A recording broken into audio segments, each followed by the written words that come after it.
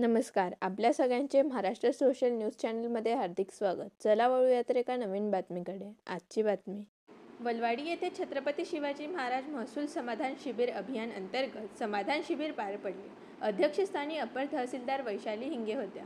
यावेळी अविनाश सोनकांबळे, हंसराज पाटील, नगरसेविका वंदना भांबरे तसेच रंगनाथ ठाकरे, विजय देवरे, रणजितराजे भोसले, ललित माळी आदी उपस्थित होते. शिबिरात 18 नागरिकांना योजनांचे मंजुरीपत्र तर सुमारे 100 नागरिकांना विविध महसूल सेवांचा लाभ देण्यात आला. त्यानंतर हे सर्व आमचे जे ग्रामस्थ आलेले जे कागद वगैरे करून टाकलेले होते, संबंधितांची अनेक कामं प्रलंबित होती आणि त्यासाठी अनेक चक्रा माराव्या लागत होत्या. शासनाने जे हे अभियान उघडलं आहे शिवाजी महाराज याच्या नावाने, त्याचं उद्देशच आहे की शिवाजी महाराजांनी जसं रयतेसाठी काम केलं तसं आजच्या शासनाने सुद्धा रयतेसाठी काम केलं पाहिजे, म्हणूनच शासन आपल्या दारी आलं आहे. शासनाला अनेक कागदपत्र लागत असतात, अनेकदा त्याच्यासाठी कागदासाठी आपल्याला फिरावं लागतं, परंतु कागद असला तरच आपलं अस्तित्व असतं. कागद जमा करून ठेवणे, जसे आपण कपाटात व्यवस्थित कपडे लावून ठेवतो त्याचप्रमाणे आपण आपल्या घराची, आपल्या जमिनीची, आपल्या इतर वस्तूंची सुद्धा काळजी घेतली पाहिजे आणि कागद ती काळजी घेतो. त्यामुळे आपल्या प्रत्येक वस्तूसाठी स्वतःसाठी सुद्धा जसं आधार कार्ड असतं, पॅन कार्ड असतं, तशी आपल्या जमिनीची कागदसुद्धा परिपूर्ण आहेत की नाही आहे प्रत्येक काही वर्षानंतर प्रत्येकाने ही तपासून घेतली पाहिजे आणि ती अपडेट केली पाहिजेत आणि ती कागदसुद्धा व्यवस्थित ठेवली पाहिजेत घरामध्ये सांभाळून. कागद आहे तर आपण आहोत, त्या तुम्ही आहात, तुमचे सगळ्या वस्तूंचं संरक्षण आहे. तसंच कागद असल्यामुळेच आम्ही सुद्धा अस्तित्वात आहोत. तर याच्यासाठी आपण सगळ्यांनी आपल्या सगळी कागदपत्र किंवा इतर सगळ्या गोष्टी, सरकारी उतारे, फेरफार उतारे, इतर सगळं काही नेहमी तपासून अपडेट ठेवलं पाहिजे. त्यासाठीच आम्ही हे या कार्यक्रमाद्वारे तुम्हाला सगळ्यांना ती आठवण देत असतो की त्याच्यामध्ये काही चुका झाल्या असतील तर आपण त्या आमच्या निदर्शनास आणून द्याव्यात. आम्ही तुम्हाला ते व्यवस्थित करून देऊ. आपल्या संरक्षणाची हमी आम्ही घेतो आहोत. बराच वेळ झाला आहे, आपण सगळे जमलेले आहात, थोडे कंटाळलेले पण असाल, पण मी पुन्हा सगळ्या एकदा मान्यवरांचे आणि सगळ्या ग्रामस्थांचे, सगळ्यांचे, आमच्या महसूल कर्मचारी आणि तलाठी सहवर्ग आणि माझे सगळे बंधू भगिनी यांचा आभार मानते. लाभार्थी झालेले होते आणि त्या लाभार्थ्यांना शासनाने आपल्या ऑफिसमध्ये न बोलवता आपल्या दारी आलेले आहात आणि आमच्या सगळ्या लाभार्थ्यांना आपण विविध लाभ आपण दिलेला आहे. कोणाचा उतार असेल, कोणाचं काय असेल, परंतु आमच्या काही महिला भगिनी मॅडम अशा आलेल्या आहेत की त्यांना लाडकी बहीण योजनेचा लाभ मिळत होता, तो आता बंद झालेला आहे आणि ते खरोखर लाभार्थी आहेत. काही आमच्या अशा महिला आहेत,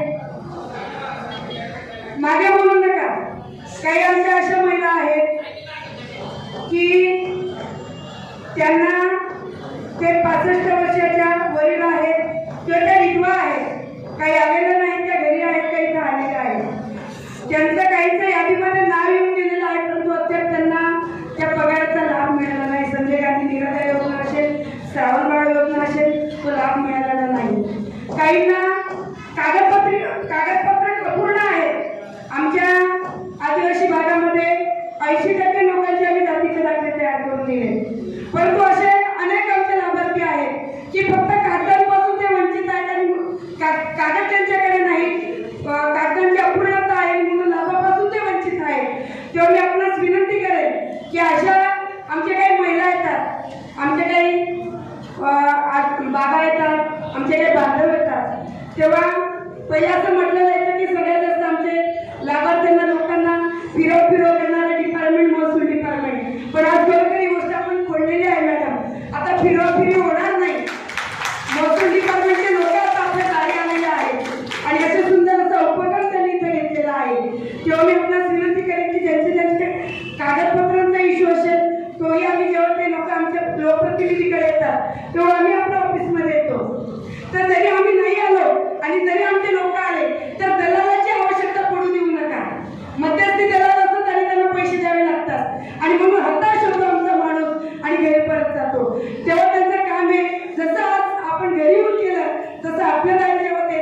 तेव्हा सुद्धा त्यांचं झालं पाहिजे. आणि म्हणून कोणीही काळजी करू नका.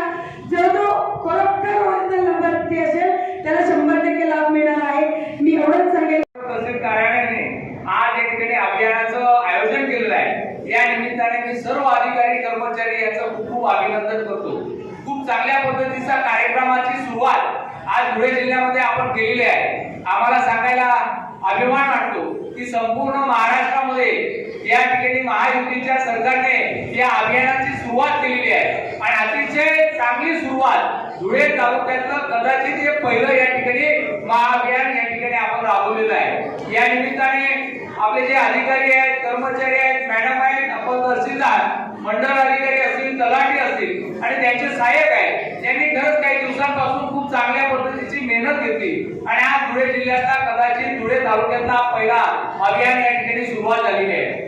हा अभियानाचा सर्वात महत्त्वाचा मुद्दा म्हणजे असा आहे की सर्वसामान्य जनतेला सर्वांना अतिशय चांगल्या पद्धतीची मदत या ठिकाणी आपल्या महसूल विभागामार्फत होते आहे. कधी कधी आम्हाला सांगावंसं वाटतं की साध्या उतार्यामध्ये सातबाऱ्यामध्ये जर दुरुस्ती करायची असेल तर आम्ही 2-3 वर्ष फिरायचो.